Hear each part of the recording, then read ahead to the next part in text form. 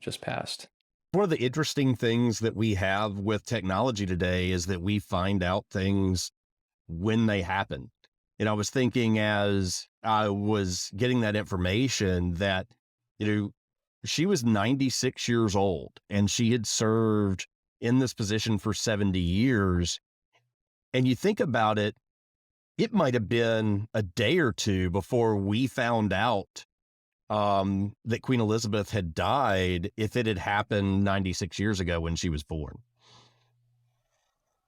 Yeah, that's true. It's kind of wild to think about, actually. We're so used to getting that instantaneous information that if you do have some event of world importance, I mean, really back in the day, it could be weeks or months. Oh, for sure. And I mean, you think about even when she first came in as the queen 70 years ago, you would have had to have been listening to the radio or picked up the newspaper the next day to find out what was going on with this. It would not have been instantaneous. It wouldn't have been one of those things that you just automatically knew.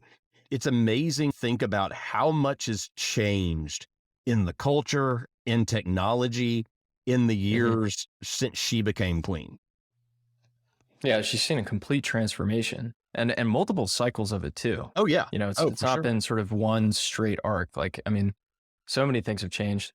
This particular topic of having instant access to globalized information reminds me of a conversation I had with a friend a couple of weeks ago at a sort of a couples dinner that he hosted, where he was talking about the difference in day-to-day thinking that people, like specifically medieval peasants, it's sort of like the 11th century or whatever, had versus now, was where they were focused was constrained in large part by the fact that they didn't know what was going on so far away. And even to to really illustrate that point, he was talking about how there were plenty of medieval Catholic peasants in Europe in that period who they didn't even know who the Pope was. Right. And now today with Twitter and all these different channels, it's had this crazy, the pendulum swung so far the other way that all of these global events, especially in high fidelity and everything else, they feel really local. And that's a strange. Think about strange when, Benedict became the Pope or Francis. We are watching on TV to see when the smoke is going to come and what color it's going to be so that we know what is going on and what is happening. But again, it wouldn't have been that long to where you wouldn't have known till the next day you picked up the newspaper and found out. Or like you're talking about, you go back to those medieval peasants. They knew there was a Pope, but they had no idea who it was and probably wouldn't know for years that there had been any kind of changeover. Yeah, absolutely. And I guess there's a question too of whether or not it's sort of a good thing to have unfettered access, because anything that you are paying attention to, I mean, attention is sort of constrained and non-fungible. It's going to come at the cost of something kind of locally. So what do you think about that? I mean, I think it's an interesting question. And, I'm one who likes knowledge and likes information. So there's a part of me that just wants to take all that in. But there's two things there. I mean, part of it is if you're taking in some information, that means there's some other information that is leaving. You might be taking in a lot of stuff, and maybe you're losing some important things for just knowing as much as you can. I'm one of those people that I'm great on a trivia team because I have lots of useless information in my head, but there are times when I don't have the important things. And when you think about it in this aspect, there's a part of me that wonders, why are we so obsessed as American citizens at times with the goings on of the British monarchy? And it's an important thing that a world leader passed, but at the same time, is it important that I know all of the drama that goes on inside that family when I'm not even a part of that country and it doesn't have anything to do with me? And, and I'm part of a country that pulled away from that so that we didn't have to worry about it anymore. But so many of us are almost kind of addicted to that knowledge. I mean, it's interesting that we have all of this knowledge about the world at our fingertips. And I probably know more as someone who is somewhat disinterested about what is going on with the British monarchy than I know what is going on with the leadership in my township. Why do you think that is? I mean, I think some of it is the information is readily available about what is happening with the British monarchy, and even with the, even knowing what's going on in Parliament than it is knowing what's going on in my township council or my state legislature.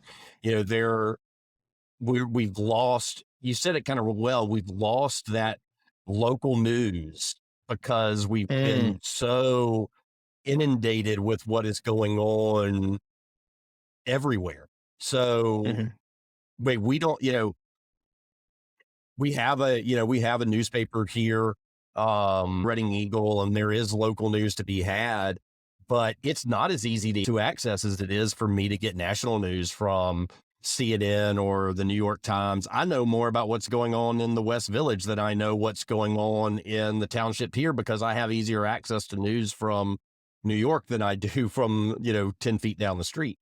And so it's interesting when you start to think that way. And I think that part of that is, so many places have lost a daily newspaper.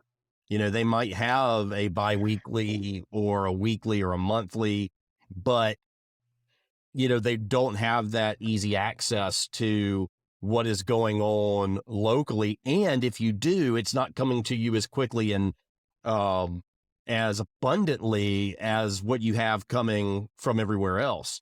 And so, you think about how that fits into the way that we live, how that fits into politics, how that fits into just what it means to be a neighbor in your neighborhood.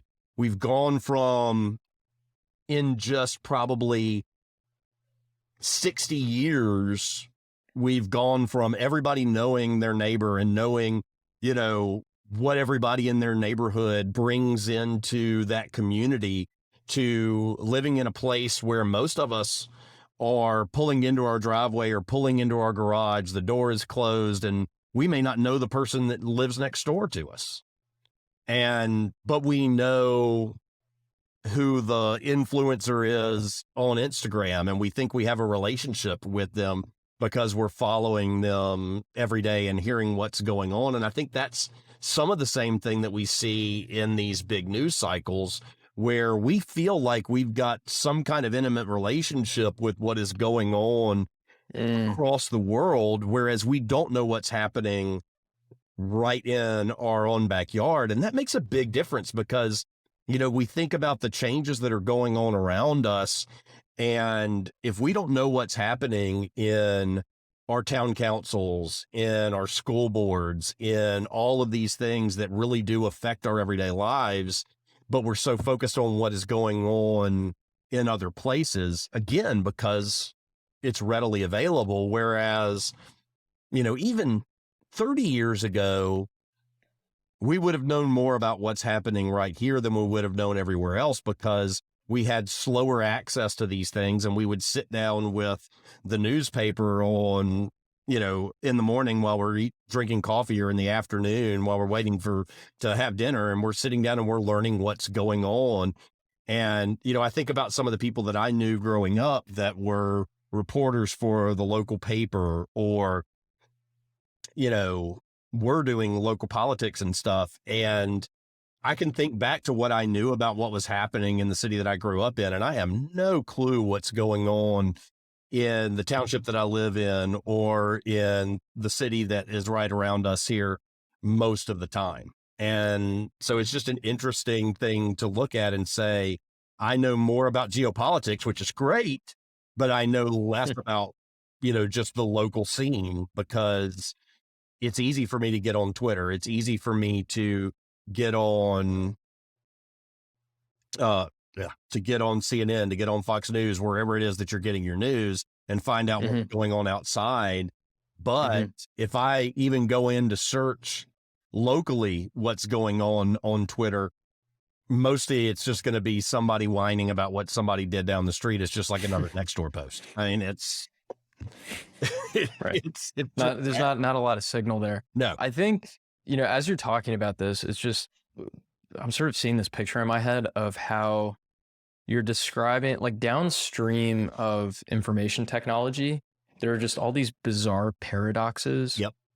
That in many ways can be a good thing. I mean, I think one thing to highlight, right, is although there is a lot of disinformation and unfortunately information can be weaponized and, post-truth era and whatever. Right. Like that's a real thing. At the same time, it causes information to escape, and it's a lot harder for power to conceal itself. So if you're able to have access to information about, a power structure or, that perhaps it would be healthy to be a little bit skeptical of, that can be a good thing in terms of speaking truth to power, so to speak. Oh, And sure. we've certainly seen a lot of movements with kind of mixed results that I think have emerged over the past 20 years or so, as a consequence of this.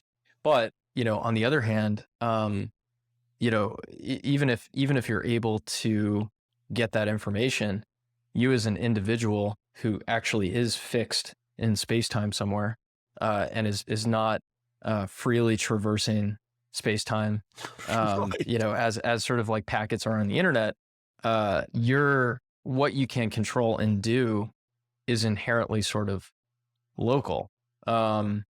So, there are those things locally that could just go completely neglected. Absolutely. I mean, as a pastor, I've been talking about some of this recently on Sunday mornings, talking about, what does it mean to be a neighbor? What does it mean to live in the space that you're in? The way that I look at it is, God has put us in the place and in the time that we are for a reason. There is some reason why, he has you in Philadelphia at this time, or he has me here in Berks County at this time. And looking and seeing, part of it is finding out what that is. And I think on some level, it's a lot harder because we're living in this globalized space instead of in this community space. So we have to back up from that and be able to pull ourselves away from it and be very intentional in going and saying, I'm going to find out who my neighbor is. I'm going to find out who the people that live beside me and across the street from me and behind my house. I thought I was talking the other day in a sermon and I said, my dog has gotten out of my yard multiple times since we've lived here and into my neighbor's yard behind us. And I've gone into their yard probably 10 or 15 times. I have yet to have actually spoken to the people that live there. I could tell you nothing about them. And that's kind of difficult when you think about it as a community, is we don't know these people that are living around us. We pass by them in the night, and we're like ships passing in the night. That's all that we are at this point. But we are building these relationships in the metaverse, which is not a bad thing, but we have to look and say, we've got to build relationships in the real world, and we have to know what is happening right around us if we actually want to see change and make things better. And I think that's one of the things that we look at. Even, I think part of the reason that some of these movements that you're talking about haven't worked is that they've been focused on fixing a huge problem from the global scale or the national scale. And the, what was it called a few years ago? See, I mean, that's the point, you kind of forget, but the Take Back Wall Street, the 1%. Occupy Wall Street. And here were some people that were talking about a huge issue and going to like the main place of it. But what would it been like if you looked and said, what do I do this? How do I do this in my neighborhood? How do I do this in my community? What does it look like in the small town that I live in, or in the small city that I live in, to look and see what these issues are and to start to bring it about there?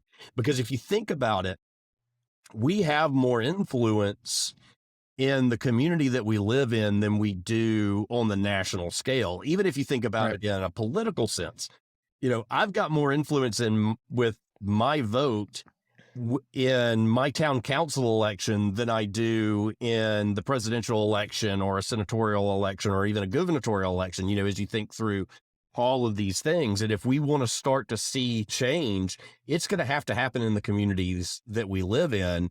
Mm-hmm. And that's one of the things that we have to look at. And so I look and think, it's great that I have all this information at my fingertips because I can learn about, what's going on in these places and maybe learn something I can bring back into my community as I look at another community that's doing something in a better way than what I see here. But Mm-hmm. I'm going to have to get out of the world of my phone and out of the Mm-hmm. world of my iPad and into the real world and actually begin to talk to people about what is happening so that I can find out what are the needs within my neighborhood? What are the needs within my community? One of the things that I learned as a pastor was anytime I've gone to a new place, one of the first things I try to do is look and see where's my closest school, where's the closest police precinct, where's the closest fire department, and go and talk to those people and say, how can we serve you? What can we do to help you? Not saying, hey, this is what we're going to come and do, but really Mm-hmm. doing that research on the ground, talking to people and saying, going to the police chief and saying, look, we want to find a way to serve you guys. We want to find a way to help you guys. And that's something that we can do. Obviously, a church can do that. It's a group of people, but, whatever group that you have could do that. If you've got, Mm-hmm. as you mentioned, I play Dungeons and Dragons, your Dungeons and Dragons group could get together and say, I'm going to go over to the local high school and say, we're just a few people that get together once a week and play Dungeons and Dragons, but there's like 8 of us and we'd love to see how we could help this school in some way. And you never know what that's going to be. Oh, we've got some kids Mm-hmm. that would love to play that. Could one of you guys start a club here? Absolutely.